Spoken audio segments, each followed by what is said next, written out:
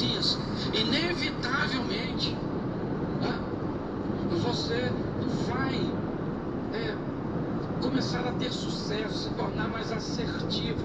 Você não vai ter menos problema, você vai ter mais condições de resolver esses problemas. É isso que eu estou falando.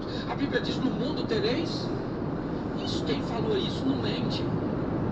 Agora, o que essas aflições vão fazer com o meu casamento, vão fazer com a minha caminhada de fé, vão fazer com as minhas finanças, vão fazer com os meus filhos? Isso aí quem decide sou eu, me tornando mais sábio para contornar essas situações. Qual é o grande problema? É que na comunicação, muitas vezes, por mais que você use, respeite e entenda esses 6 elementos, você pode lidar com ruídos. Ruídos são coisas que não estão na mensagem, mas que causam problema na hora que ela ser, ou na hora que ela for transmitida. Por isso, muitas vezes, você fala um negócio, e quando o outro te fala o que ele entendeu, você descobre que não era nada disso que você queria falar. Então, eu preciso ter um entendimento que minha responsabilidade, ela não termina depois que eu falo. Minha responsabilidade termina depois que eu descubro o que a pessoa entendeu que eu quis dizer. Por isso, eu digo sempre coisas muito simples quando o assunto é comunicação. Repita comigo: nunca fale quando estiver nervoso. Feche essa boca sua. Ficou nervoso, fica quieto. E se tem um negócio que é fácil, é ficar nervoso durante o diálogo. Todos. Ao lado dele você pode, certo, viver coisas incríveis. Estou satisfeito com o que eu ganhei. Tem gente que se satisfaz com tanto, tão pouco. É só receber uma bênção que vai embora. É só receber o que quer e vai embora. Deus não quer viver com você um momento. Deus quer viver com você uma história. Ah, mas eu não mereço. Ele é onisciente. Que você não é bom, ele já sabe, não é de hoje. Que você não presta. Aliás, esse dia alguém falou comigo: pastor, estão falando tão mal de mim. Eu falei: fique tranquilo que essa pessoa não te conhece direito, não sabe o tão ruim que você é. Essa é a grande verdade na sua vida, por causa do seu nível de entrega. O grande desafio desse ambiente que nós estamos vendo são pessoas que não estão preparadas para as adversidades, para os problemas, para as crises, para as palavras que não são agradáveis, pelas versões que falam a nosso respeito, às vezes não serem tão confortáveis. Quando pessoas falarem de você, 2 coisas podem acontecer: elas podem estar falando verdades, e quando alguém falar de você verdades que precisam reposicionar você, não se preocupe, reposicione-se.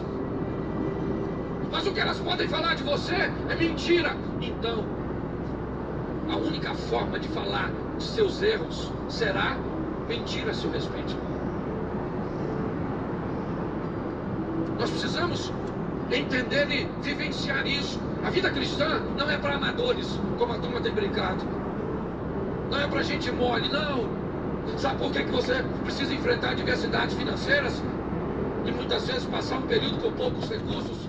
Que é para você aprender que a mão do Senhor é a seu favor. E você precisa aprender a gerenciar as coisas. Mas não, todas as vezes que a oposição vem, nós achamos que ela vai nos destruir para ter a experiência que ninguém está tendo. Sabe qual é o grande problema? É que nós queremos experiências de pessoas que fazem coisas que nós não fazemos.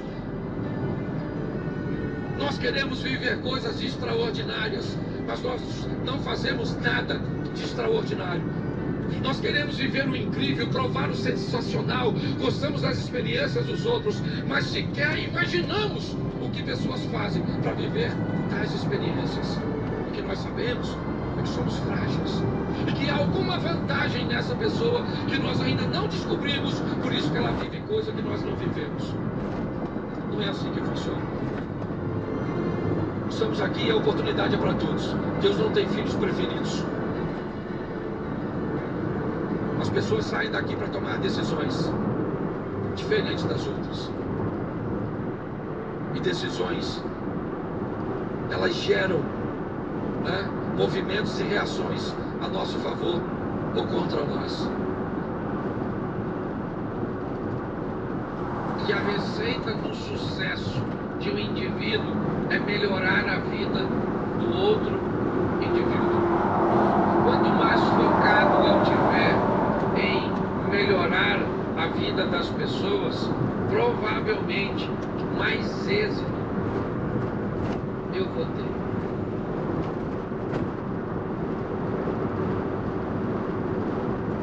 Quando eu olho para uma vida que só pensa em si mesmo, parece que ela está desconectada com Jesus, porque o propósito sempre foi o próximo. Mas eu quero que você entenda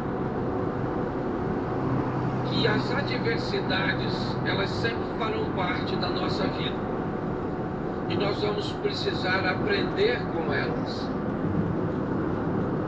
Porque quando eu aprendo, não apenas eu mudo a minha vida, mas eu mudo a vida das pessoas que estão ao meu redor.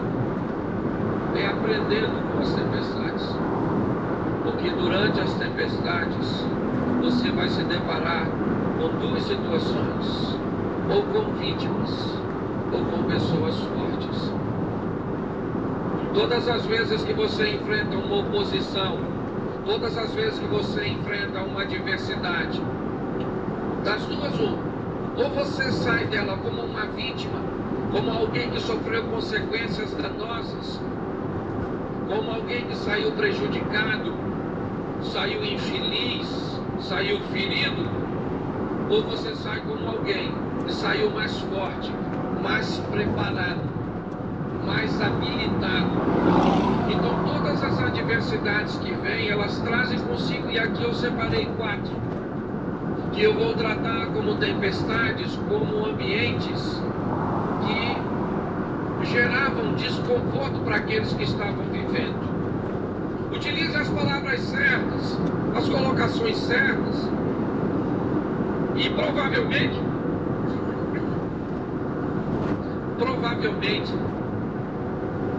você vai começar a notar uma melhoria na sua vida. Quando você começa a se tornar responsável por aquilo que faz, quando você começa a entender que toda ação gera uma reação, você se torna mais cuidadoso. Nós estamos olhando um profeta, o Jonas. O que ele está fazendo? Ele está fugindo de Deus. Mas para fugir de Deus, ele planeja entrar num navio. Para fugir de Deus, ele se mistura com pessoas, ele se aproxima de pessoas. E todas as vezes que um desobediente se aproxima de alguém, essa pessoa precisa estar extremamente atenta. Por quê? Porque assim como uma fruta podre, ela pode apodrecer com muito mais facilidade as demais, um desobediente, quando entra na vida, na família, na rede social, na empresa de alguém, ele traz consigo todos os prejuízos.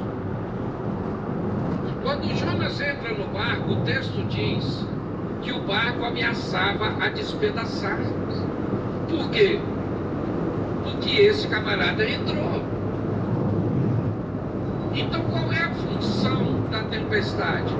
Ela veio conversar com alguém daquele barco. Quem? O responsável. O que aquela crise veio é dizer para o responsável do navio: tem alguém dentro do seu barco que não deveria estar aí. E se você não tomar uma decisão de tirar esse indivíduo de dentro do seu barco, ele afunda.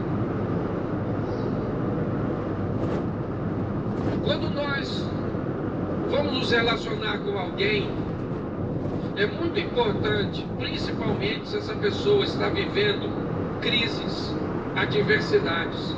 Eu não estou dizendo para você se afastar dessas pessoas. Eu só estou dizendo para você buscar fazer uma leitura. Por que aquilo está acontecendo?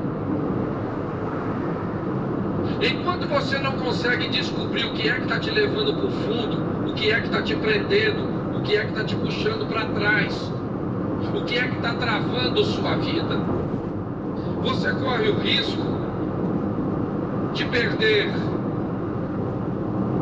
coisas que não precisa perder. Mas por que eu perdi a minha empresa?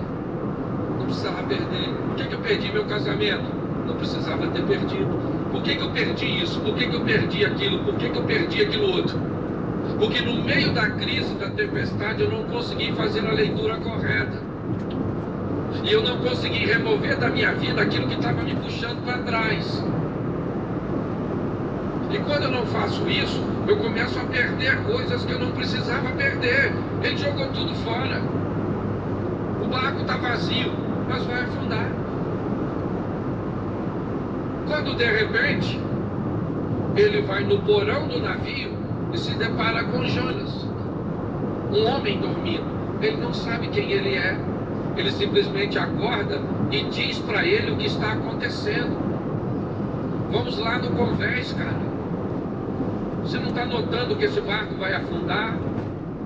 Vamos embora, vai clamar o seu Deus. E quando ele puxa Jonas para o convés, preste atenção, eu já falei isso aqui.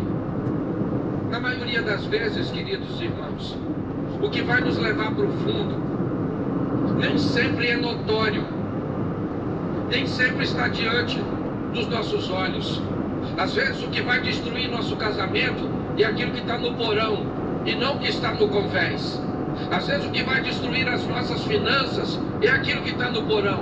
Aquilo que vai travar a nossa intimidade com Deus é aquilo que seu pai fez e ele já morreu. Mas ficou aquilo no porão da sua alma, na escuridão, naquele lugarzinho úmido que impede que o fogo do Espírito alcance por causa da umidade. Muitas pessoas não conseguem enxergar porque não querem ir, talvez entrar nesse porão, trazer à lembrança novamente aquilo que te feriu. Não adianta mudar para um casamento novo se não corrigir a postura que acabou com o velho. Não adianta trocar de emprego, não adianta não. Se não houver uma correção, se não houver uma mudança de postura, dizer para você, muda.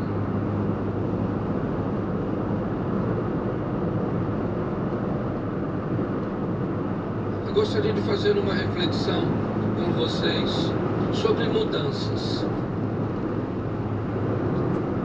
Por que é tão difícil mudar?